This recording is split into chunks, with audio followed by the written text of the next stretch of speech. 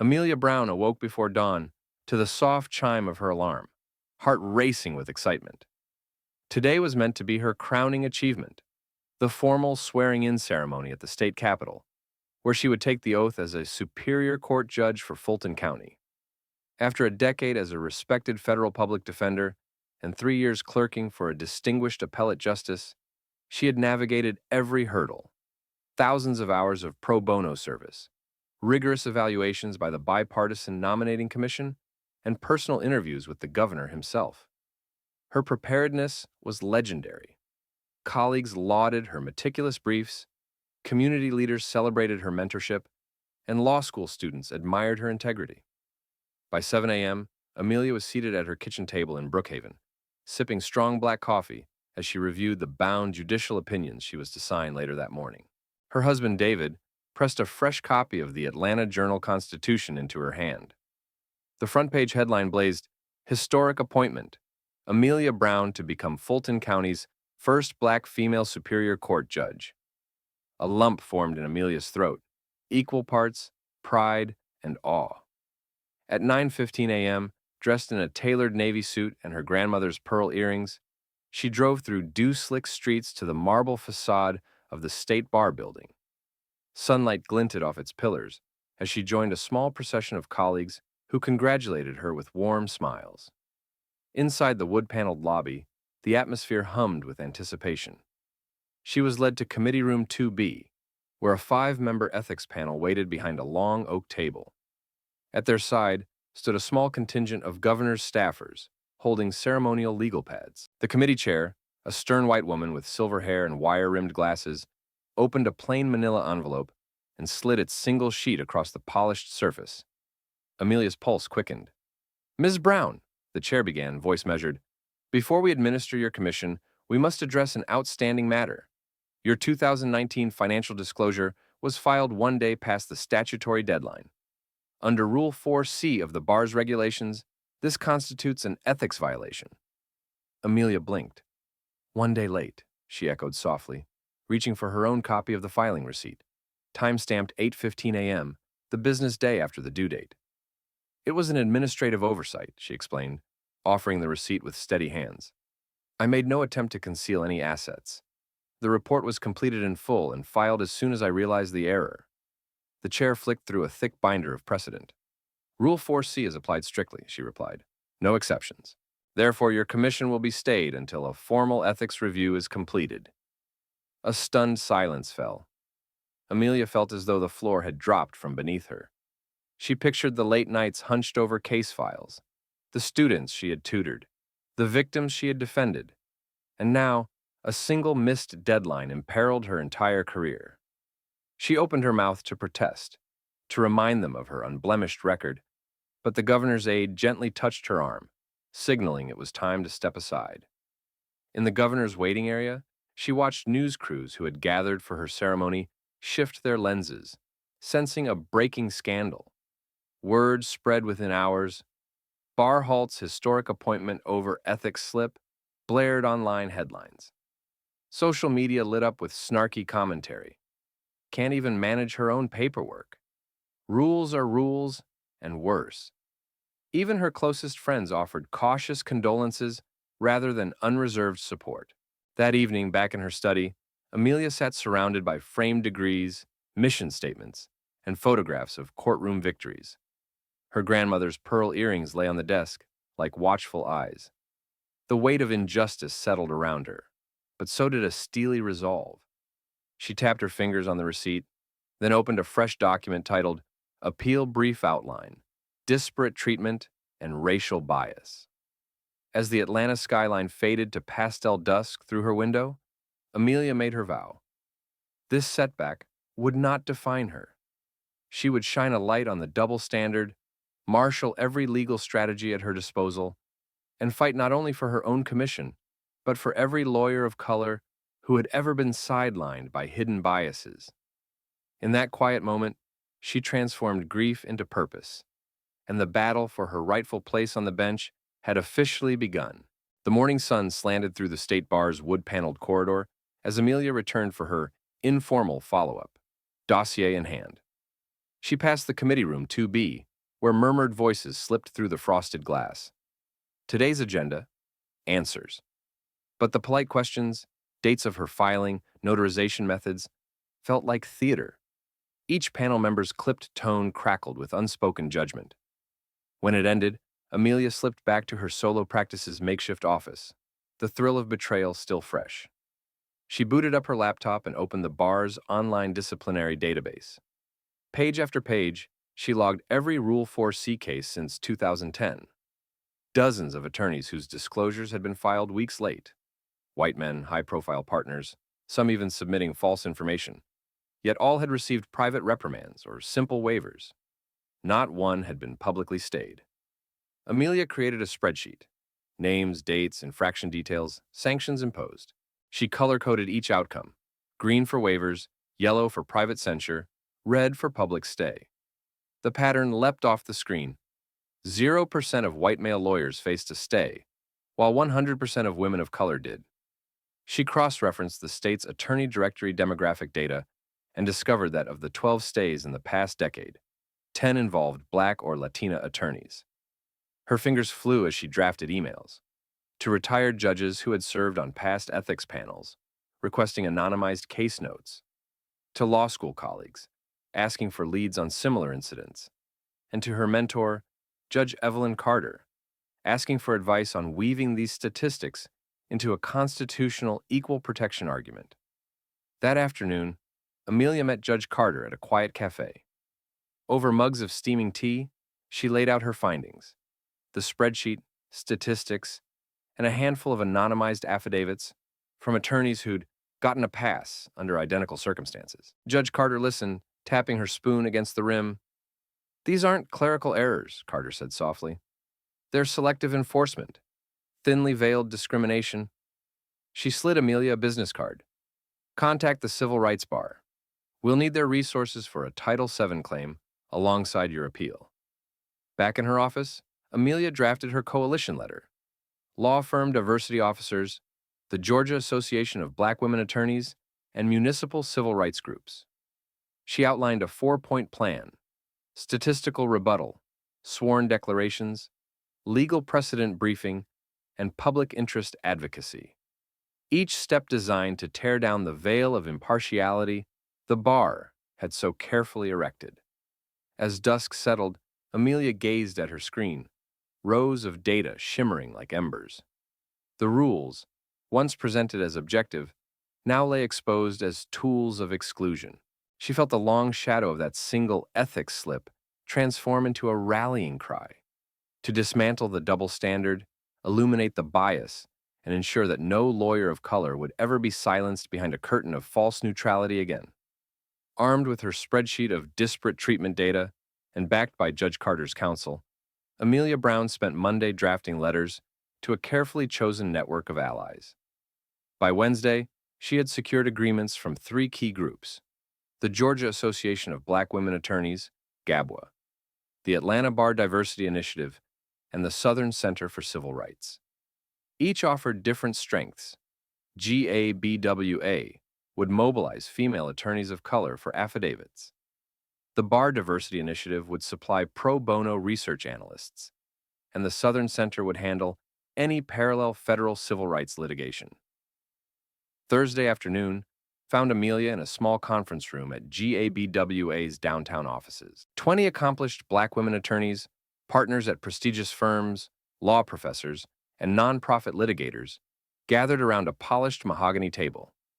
Amelia laid out the spreadsheet evidence: 12 public stay cases since 2010, 10 of them involving women of color, dozens of waivers for white men, and the bar's own regulations that theoretically authorized cure filings, yet had never been applied equitably. Muriel Jackson, GABWA's president, leaned forward. "We need your personal stories," she urged. "Every woman who's faced a late filing reprimand, especially those who received private censure, can show how the rule was enforced unevenly." Over the next hour, half the room volunteered to draft sworn declarations detailing their own or colleagues' experiences. Jackson promised to collect and notarize these statements by week's end. Meanwhile, the Atlanta Bar Diversity Initiative assigned 2 research analysts, Mark Nguyen and Priya Desai to scour the bar's public records for additional examples. They pored over digital archives, extracting 63 instances of late disclosures from 2010 to 2024, coding each by demographic and sanction. Their preliminary report confirmed Amelia's findings. A 0% stay rate for white male attorneys versus nearly 100% stay for women of color when filings were even a single day late. On Friday, Amelia convened with Southern Center for Civil Rights attorney Jamal Wright in his paneled office off Peachtree Street. Wright, renowned for high-impact civil rights suits, reviewed Amelia's tentative equal protection claim under the 14th Amendment and her plan to seek injunctive relief in federal court if the state bar refused to reinstate her commission.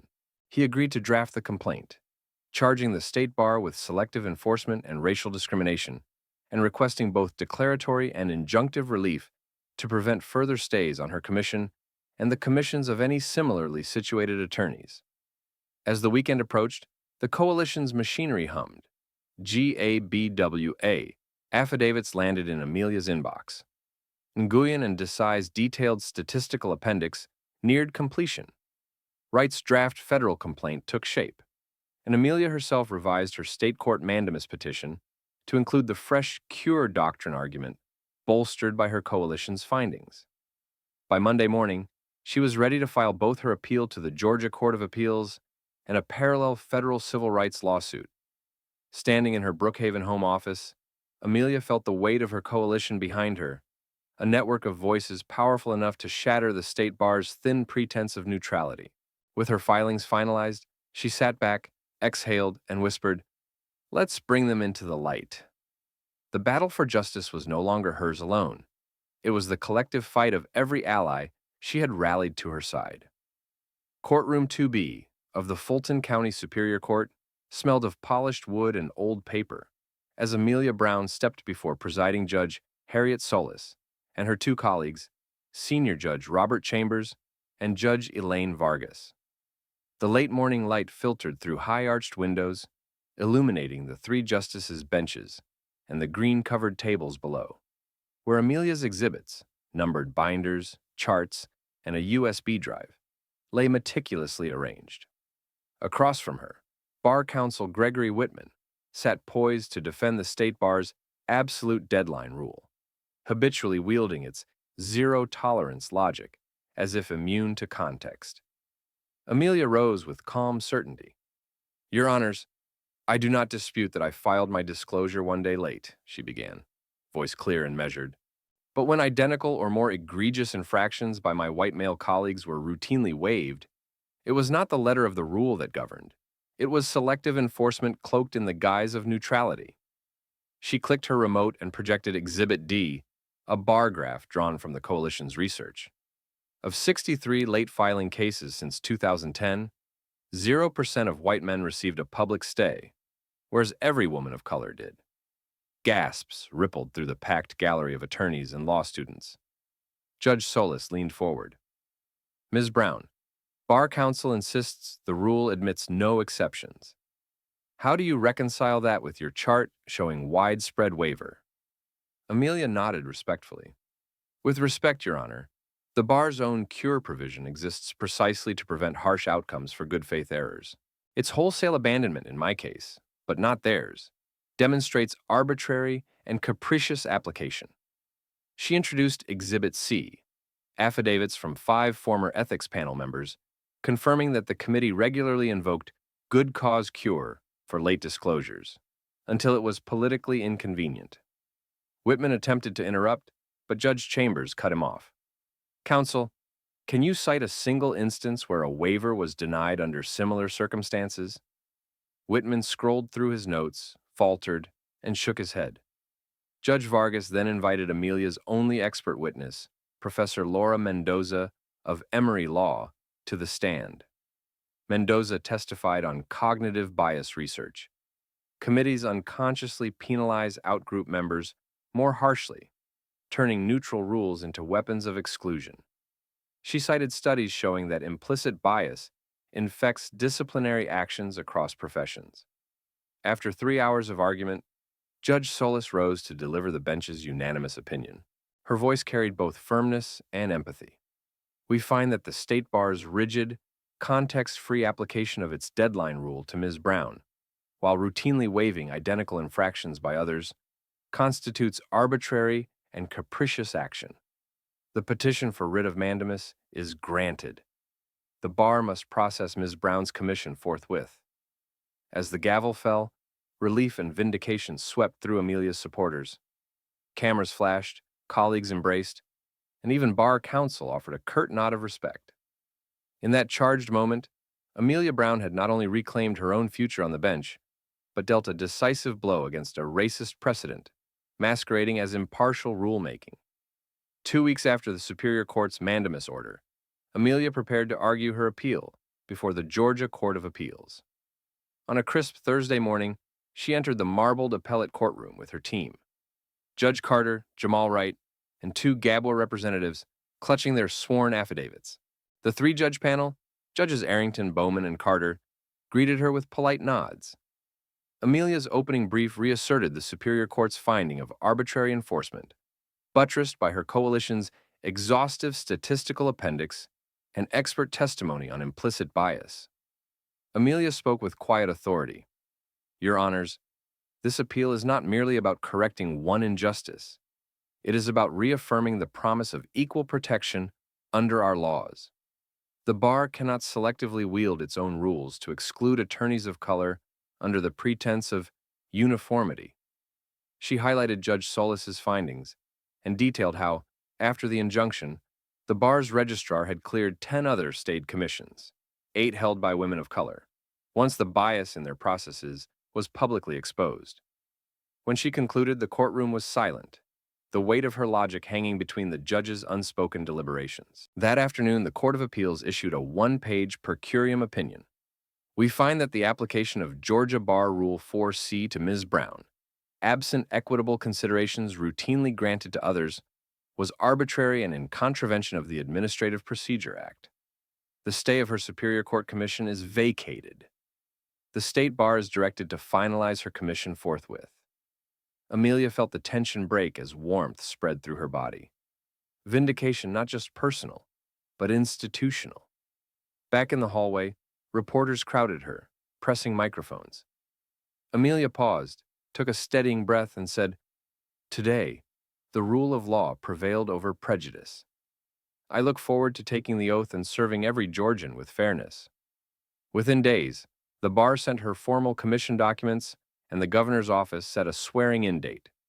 Invitations flooded in, from civic leaders to law school deans, each eager to witness the culmination of her fight. As Amelia tucked the appellate opinion into her briefcase, she realized that her victory had rippled far beyond one courtroom. It had reshaped the bar's culture and set a precedent that no rule, however neutral on its face, could be enforced in a discriminatory manner. Her dream of the bench was alive again, and more powerful than ever. 2 months after her swearing-in ceremony, Judge Amelia Brown found herself back in courtroom 2A of the Georgia Supreme Court, this time as an appellant urging the justices to overrule State v. Henderson, the 1987 decision that had legitimized racially biased stops. The case before the court, Jackson v. State, involved a young black motorist whose traffic stop on I-85 led to an unlawful search under the Henderson Doctrine. Amelia had been appointed to preside over the suppression hearing, where she struck down Henderson as incompatible with Rodriguez v. United States and the Fourth Amendment. Now, the Supreme Court would decide whether her reasoning should bind the entire state. The chamber's vaulted ceiling echoed as Amelia stepped to the podium. She wore her black robe embroidered with silver ginkgo leaves, a tribute to her grandmother's legacy of resilience, and in her hand held the bound joint appendix containing the Jackson record, constitutional briefs, and a statistical study showing that black Georgians were stopped under Henderson at nearly quadruple the rate of white drivers.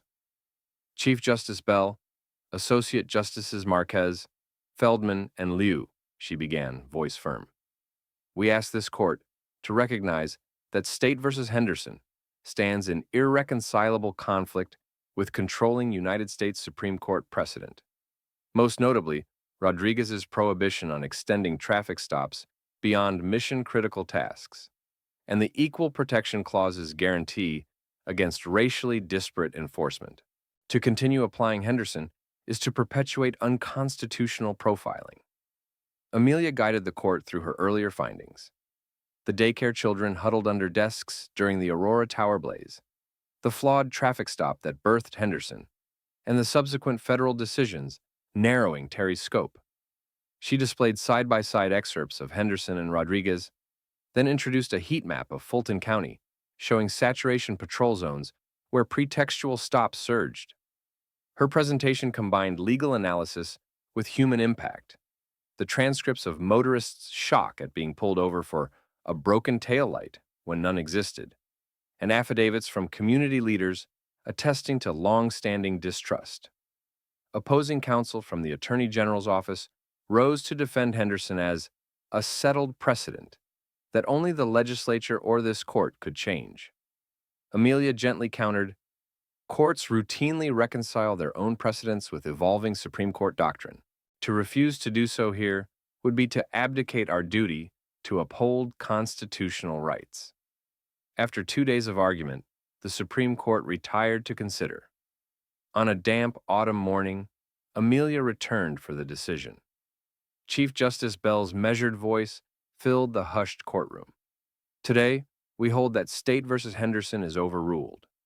The doctrine, born in an era unconcerned with racial equity, cannot stand where it conflicts with the Fourth Amendment's bedrock principles and recent United States Supreme Court mandates.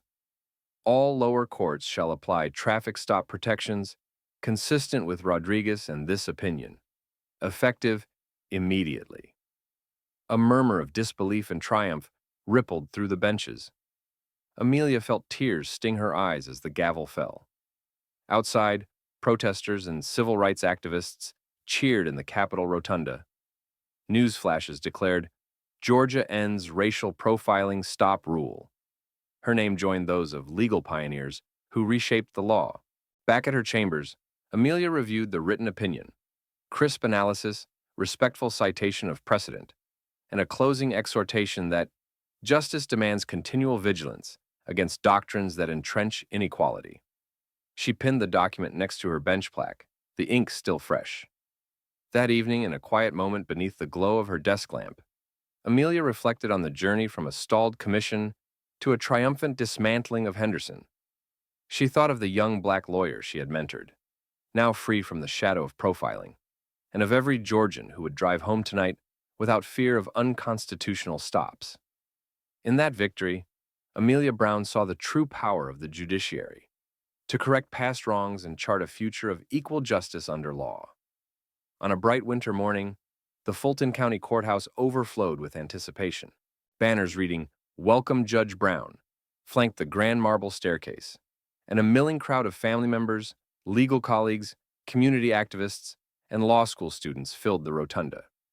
Inside courtroom 2B, where months earlier she had challenged the state bar's bias, Amelia Brown prepared to take the final oath that would transform her from champion of justice into its guardian. Dressed in a custom-tailored black robe, Amelia seated herself at the center of the bench beside Chief Judge Solis and Judges Chambers and Vargas, all wearing knowing smiles.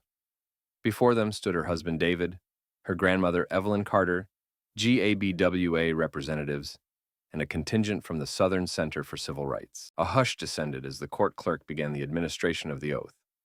"Do you, Amelia Brown, solemnly swear that you will administer justice without respect to persons and do equal right to the poor and to the rich, and that you will faithfully and impartially discharge and perform all the duties incumbent upon you as a superior court judge under the Constitution and laws of this state?"